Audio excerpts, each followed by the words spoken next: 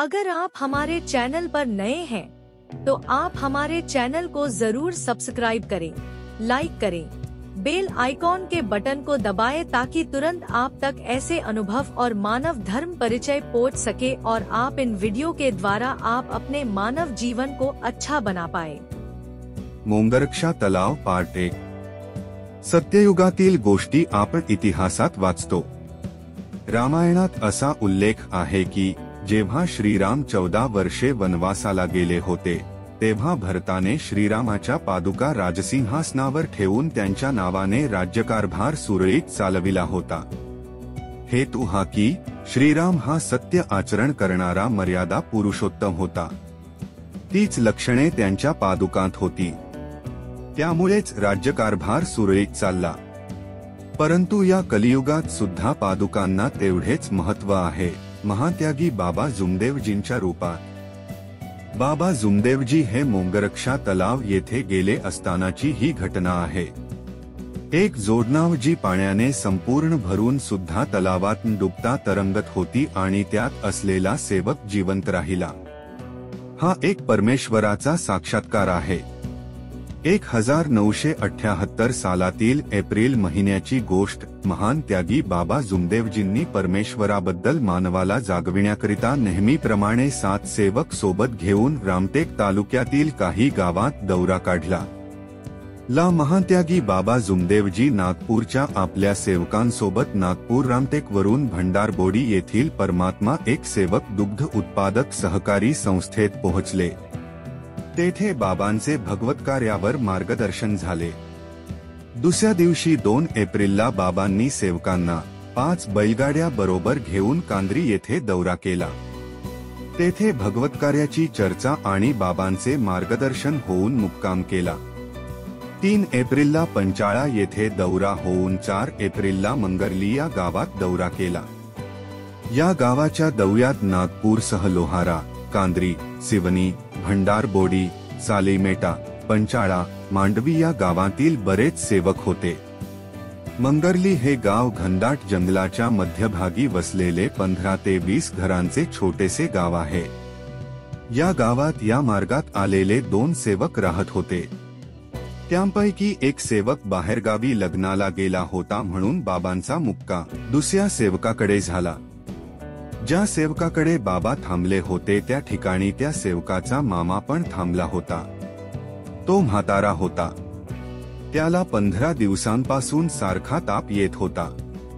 या गावात भगवतकार्याची चर्चा बैठक होऊन बाबांनी मानवजागृतीवर सेवकांना मार्गदर्शन केले। चर्चा बैठकीच्या अगोदर तेथे या दौऱ्यात ज्या बाया मंडळी आल्या होत्या त्यांनी संपूर्ण स्वयंपाक केला होता। चर्चा बैठक संपल्यावर भोजनाची तयारी झाली। सर्व सेवक आणि बाबा भोजनास बसले। सोबत आलेल्या बायांनी पंक्ती वाढल्या। तो म्हातारा बाबांकडे आला आणि त्याने त्यांना नमस्कार केला।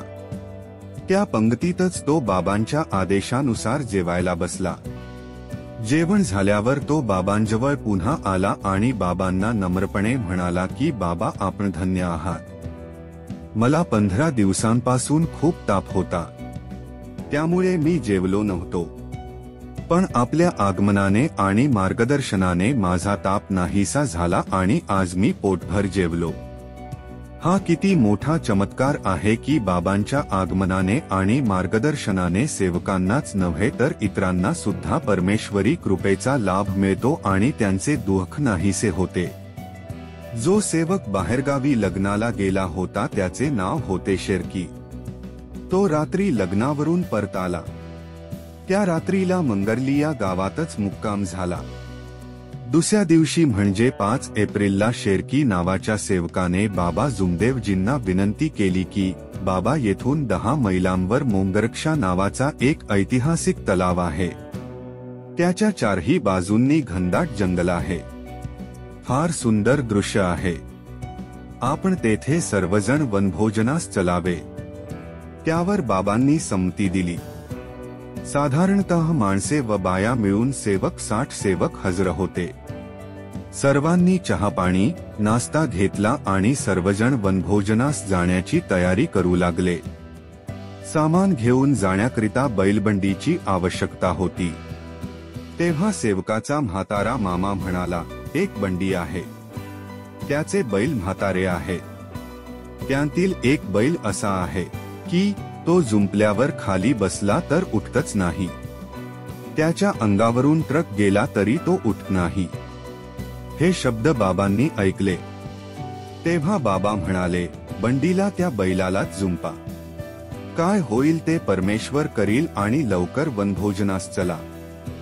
सर्व सेवक तयार झाले. सामानाकरिता एक बैलबंडी आणि सेवकांकरिता खाचर तयार केले. ज्या बंडीत जास्त साहित्य होते तेथे 5-6 सेवक बसले होते आणि त्याच बंडीला तो बैल जुंपला होता.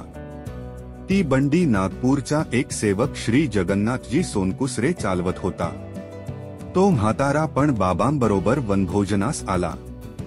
जाताना तो समोरच्या खाचरामध्ये बसला होता आणि बंडी मागे होती. त्याला सारखी भीती वाटत होती की बैल चालता चालता खाली बसतो काय, म्हणून तो सारखा मागे वळून पाहत होता. परंतु त्याला तो बैल चालताना दिसत होता. किंबहुना तो बैल त्याच्या जोडीच्या बैलाच्या मानाने धावत होता. संपूर्ण प्रवासात तो बैल एकदाही खाली बसला नाही.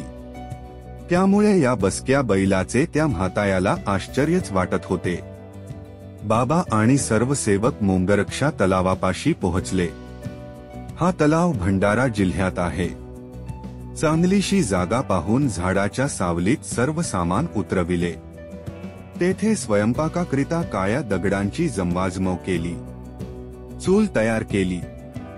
दौऱ्यावर आलेल्या काही बाया मंडळी तलावावरून आंघोळ करून आल्यानंतर स्वयंपाकाची तयारी करू लागल्या. बायांना बाबांनी सांगितले की तुम्ही या बाजूला आंघोळ करून या. ती पूर्व दिशा होती आणि पुरुष मंडळी तो डोंगा दिसतो तेथे म्हणजे त्या दिशेच्या विरुद्ध दिशेला पश्चिमेला आंघोळ करायला जातील.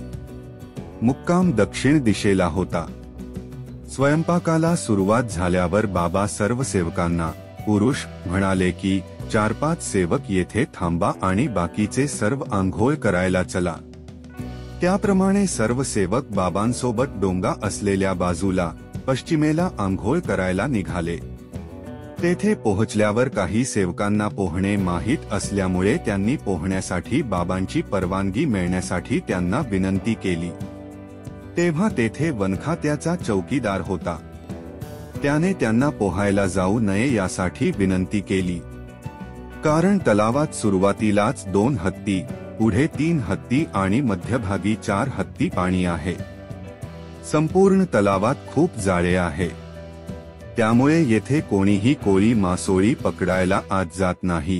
कारण जाळ्यात पाय अडकले तरी तो वर येत नाही आणि बुडून त्याचा अंत होतो, असे तो म्हणाला. त्यावर बाबांनी काठाजवळ पोहायला परवानगी दिली. त्यानंतर सेवक लोक पोहू लागले. पार्ट 2 देखने के लिए लाइक और सब्सक्राइब जरूर करें.